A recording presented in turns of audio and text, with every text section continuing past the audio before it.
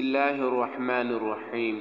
شروع کرتا ہوں اللہ پاک کے نام سے جو بہت ہی مہربان اور نہایت ہی رحم والا ہے۔ وہ اکیلا ہے، اس کا کوئی بھی شریک نہیں، اور میں یہ بھی گواہی دیتا ہوں کہ حضرت محمد صلی اللہ علیہ وآلہ وسلم اللہ کے آخری رسول اور بندے ہیں۔ السلام علیکم میرے بھائیوں اور بہنوں۔ پیارے دوستو، آج جو عمل میں آپ کے لیے لایا ہوں یہ آپ نے رمضان کے اندر سحری کے وقت کرنا ہے۔ بہت سے بھائی بہن ایسے ہوتے ہیں جو میسیجز کرتے ہیں، کہتے ہیں کہ ہمارے لیے دعائیں کریں، اللہ رب العزت ہمارے حالات پر رحم کرے۔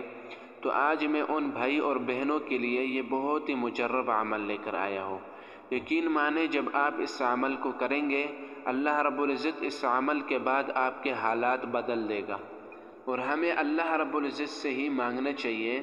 رمضان کا مہینہ ہے، اور رمضان میں ہم جتنے بھی اللہ سے مانگیں گے، یقین مانیں اللہ ہمیں ضرور دے گا۔ اللہ رب العزت کی ذات دینے والی ہے، لینے والی نہیں ہے، کیونکہ یہ صفت ہی اس کی ہے کہ وہ لوگوں کو رزق دیتا ہے، کیونکہ لوگ جو ہے وہ رزق نہیں دے سکتے۔ پیارے دوستو، حضرت سلمان علیہ السلام نے ایک چینٹی کو 2 دانے دیے۔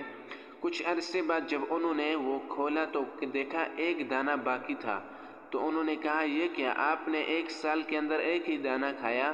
تو انہوں نے کہا کہ مجھے اس بار پتہ تھا کہ میرا رزق ایک بندے کے ہاتھ میں ہے، اللہ کے ہاتھ میں نہیں ہے، اس لیے کوئی امید نہ تھی۔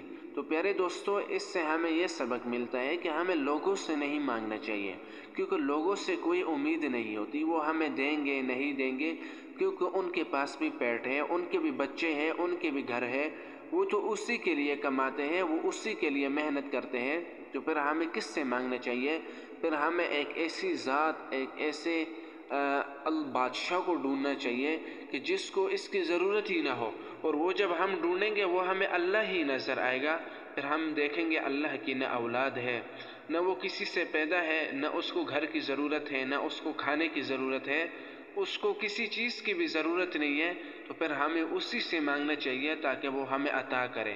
تو یہ چیز ہمارے دلوں کے اندر جب بیٹھ جائے گی کہ واقعی یہ چیز تو اللہ ہی دیتا ہے، لوگ تو نہیں دے سکتے، تو پیارے دوستو اس لیے آپ نے اللہ کی ذات سے ہی مانگنا ہے، اللہ کے سامنے گڑ گڑانا ہے، کہنا ہے یا اللہ اس دنیا کے اندر کوئی ایسی ذات ہم نے دیکھی نہیں، ہم بہت ڈھونڈ چکے، لیکن کوئی نہیں ہے کہ جو ہمیں دے سکے، تیرے سوا کوئی بھی نہیں ہے جو ہمیں دے سکے، اس لیے اب تو ہی رہ گیا ہے، تو ہی ہمیں دے سکتا ہے، کیونکہ پیدا ہی تو نے کی ہے، رزق کا ذمہ ہی تو نے لیا ہے، ہمارے حال پر رحم فرما۔ تو اس لیے آپ نے اللہ ہی سے مانگنا ہے، آپ نے پریشان نہیں ہونا۔ ان مع العسر یسرا، بے شک تنگی کے ساتھ آسانی ہے، اس لیے ہمیں اللہ رب العزت سے یقین مانگنا چاہیے۔ ایک وقت انسان مانگتے مانگتے اس حد تک پہنچ جاتا ہے کہ وہ بالکل قریب ہوتا ہے، لیکن وہ مایوس ہو جاتا ہے، وہ پیچھے ہٹ جاتا ہے۔ تو آپ نے پیچھے نہیں ہٹنا، کیونکہ شاید آپ بالکل قریب ہو، اللہ رب العزت آپ کو عطا کرنے والا ہو، آپ مایوس ہو کر پیچھے ہٹ جائے تو پھر یہ ایسے نہیں ہوگا۔ تو پیارے دوستو، آپ نے سحری میں اٹھنا ہے، 2 رکعت آپ نے نفل پڑھنے ہیں، وضو کر لینا ہے، 2 رکعت نفل پڑھ لینے ہیں، اس کے بعد آپ نے جائے نماز پر 100 بار لا حول ولا قوت الا باللہ اول اور آخر 3 مرتبہ درود شریف کے ساتھ آپ نے پڑھنا ہے۔ اللہ رب العزت سے آپ نے پھر خوب گڑ گڑانا ہے، انشاءاللہ العزیز آپ کو جتنی بھی ضرورت ہوا، چاہے وہ پوری دنیا ہی کیوں نہ ہو، اللہ رب العزت آپ کو عطا کرے گا۔ یہ پوری دنیا اللہ کے سامنے ایک ذرے کے برابر بھی نہیں ہے، ایک مچھر کے پر کے برابر بھی نہیں ہے۔ اتنا ہی مانگے کہ آپ اللہ سے غافل نہ ہو، اتنا ہی مانگے کہ آپ کسی کے محتاج نہ ہو، کیونکہ زیادہ مت مانگا کرے، کیونکہ انسان جو وہ غافل ہو جاتا ہے، یہ کمزور ہے، اس کے ساتھ نفس ہے، یہ کسی بھی وقت بھی اللہ کی ذات سے یعنی منہ موڑ لیتا ہے جب زیادہ پیسے آ جائیں۔